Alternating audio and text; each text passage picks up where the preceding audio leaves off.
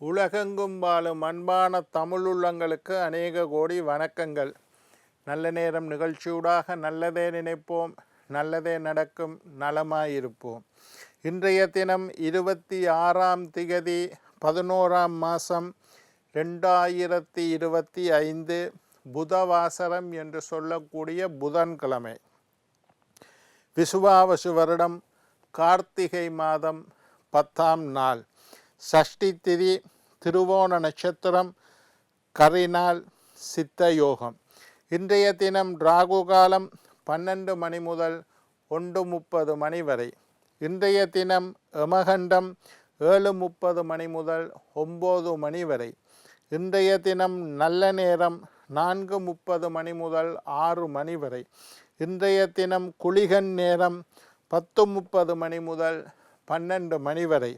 இன்றைய தினம் சூலம் வடக்கு, பரிகாரம் பால். திருவாதிரை புனர்பூஷ நட்சத்திரக்காரர்களுக்கு சந்திராஷ்டம தினம். திருவாதிரை புனர்பூஷம் நட்சத்திரக்காரர்களுக்கு சந்திராஷ்டம தினம். இன்று வளர்பிறை தினம். என்ன நேர்களே, வாருங்கள் இனி இன்றைய தினத்திற்கான ராசி பலன்களை பார்க்கலாம்.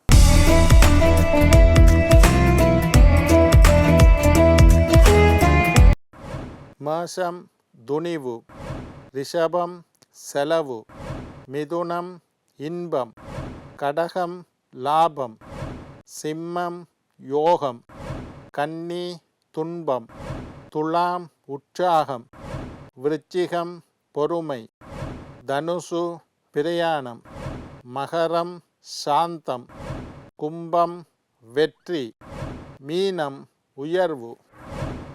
ஆன்மீக தகவல் பகுதியில் தொடர்ந்து உங்களை சந்தித்து வருவதில் மட்டற்ற மகிழ்ச்சி அடைகின்றேன். ஒவ்வொரு நாளும் ஒவ்வொரு புதிய அற்புதமான ஆன்மீக தகவல்களை உங்களோட பகிர்ந்து கொண்டு இருக்கிறோம். அந்த வகையில் இன்றைய தினமும் சில நல்ல விஷயங்களை உங்களோட பகிர்ந்து கொள்ளலாம் என்று காத்திருக்கிறேன். இன்றைக்கு நாங்கள் பைரவருக்கு உண்டான அபிஷேகத்தை பற்றி பார்க்க போகிறோம். என்ன ராசிக்காரர்கள் என்ன பொருளினால் பைரவருக்கு அபிஷேகம் செய்ய வேண்டும் என்பதை பற்றி நாங்கள் இன்றைக்கு பார்க்க போகிறோம். எங்களுடைய நிகழ்ச்சி சம்பந்தமாக ஏதாவது சந்தேகங்கள் இருப்பின், கேள்விகள் இருப்பின், சக்தி டிவி நல்ல நேரம் நிகழ்ச்சி தயாரிப்பாளர் கீழ்கண்ட முகவரிக்கு உங்களுடைய கேள்விகளை எழுதி அனுப்பினால் தகுந்த கேள்விகளுக்குண்டான பதிலை தொடர்ந்து வரக்கூடிய நிகழ்ச்சியில் நான் தொகுத்து தர காத்திருக்கின்றேன். சரி, பைரவருக்குண்டான அபிஷேகம். பைரவர் என்பவர் உடனடியாக பலன் தரக்கூடிய தெய்வங்களில் ஒருத்தர். நான் சொல்லியிருக்கிறேன், சில தெய்வத்தை கும்பிட்டா பலன் கிடைக்க கொஞ்சம் லேட் ஆகும். சில தெய்வங்களை கும்பிட்டால் உடனடியாக பலன் தரும். இப்போ பிள்ளையார் எடுத்துக்கொள்ளுங்கோ, அவருக்கு நீங்கள் கஷ்டப்பட்டு விரதம் இருக்கிறது. இப்போ முருகனுக்குன்னா கடினமான விரதம், கந்த சஷ்டி விரதத்தை இருக்கணும். அப்படி ஒரு கடினமான விரதம் பிள்ளையாருக்கு இல்லை. பிள்ளையாரை எளிமையாக மஞ்சளில் பிடிச்சி வச்சா ஒரு பிள்ளையார் வந்துடுவார், சாணத்தில் பிடிச்சி வச்சா ஒரு பிள்ளையார் வந்துடுவார். ஒரு சின்ன பிள்ளையார் சிலையை வாங்கி வைக்கலாம்.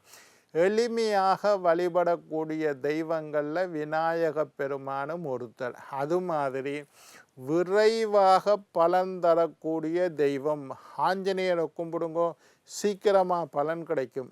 அது மாதிரி விரைவாக பலன் தரக்கூடிய தெய்வங்களில் ஒருத்தர் தான் பைரவர்.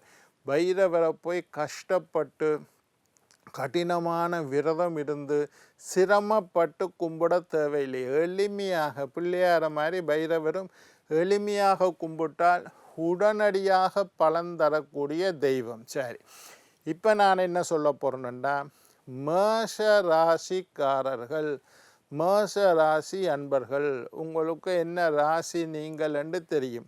நீங்கள் மேஷ ராசியாக இருந்தால் செவ்வாய்க்கிழமையில் குங்குமப்பூ என்றது குங்குமப்பூண்டா தெரியும்.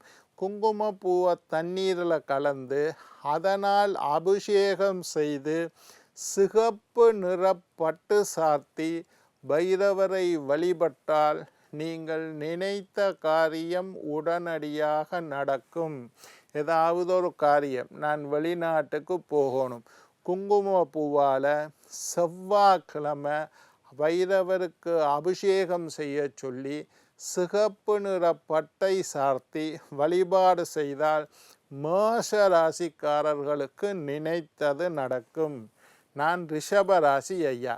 ரிஷபராசி அன்பர்கள் வெள்ளிக்கிழமை, சுக்கிரவாரம் என்று சொல்லக்கூடிய வெள்ளிக்கிழமை ரிஷபராசிக்காரர்கள் வெள்ளிக்கிழமை பாலினால் அபிஷேகம் செய்து வெள்ளை நிற பட்டை சார்த்தி வைரவரை பயத்துடன் பக்தியுடன் வழிபாடு செய்து வந்தால் நீங்கள் நினைத்தது நடக்கும்.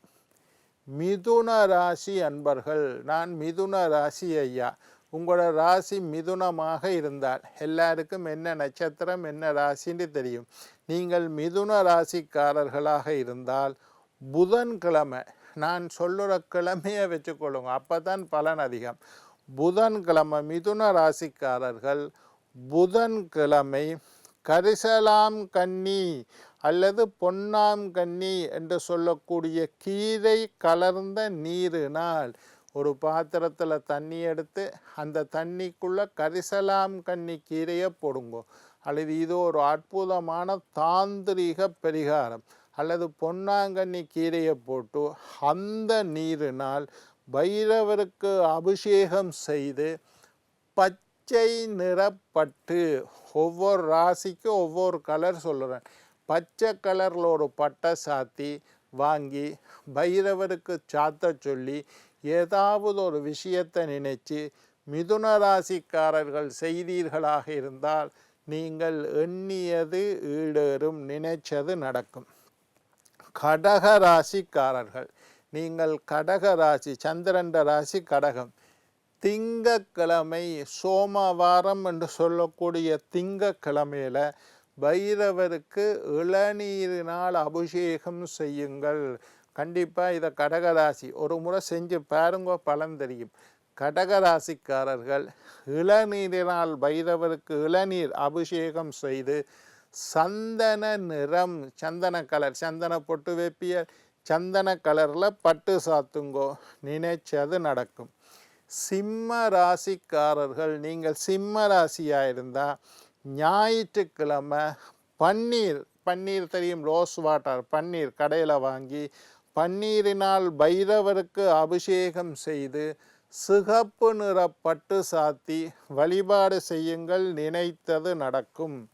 நீங்கள் கன்னி ராசிக்காரர்களாக இருந்தால் கன்னிராசிக்காரர்கள் புதன்கிழமை பைரவருக்கு புனுகு சாத்தி, புனுகுனால் அபிஷேகம், புனுகுன்னா ஒரு களி மாதிரி இருக்கும் புனுகு, அதை பைரவருக்கு சாத்தி புனுகு சாத்தி மஞ்சள் நிற பட்டு பைரவருக்கு அணிவித்து நீங்கள் ஒரு விஷயத்தை நினைத்து வழிபாடு செய்தால் நினைத்தது நடக்கும்.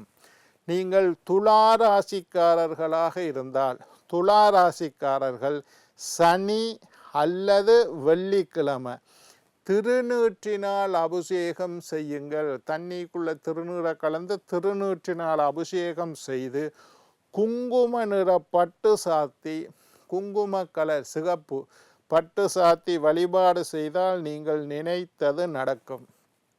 நீங்கள் விருச்சிக ராசிக்காரர்களாக இருந்தால் செவ்வாய்க்கிழமை எலும்பிச்சம்பழச்சாறு, தேசிக்காய் சாறு, எலும்பிச்சம்பழச்சாற்றினால் அபிஷேகம் செய்து பலவர்ண பட்டு மல்டி கலர், நிறைய கலர் இருக்க மாதிரி ஒரு பட்டை சாத்தி வழிபாடு செய்தால் நீங்கள் நினைத்தது நடக்கும்.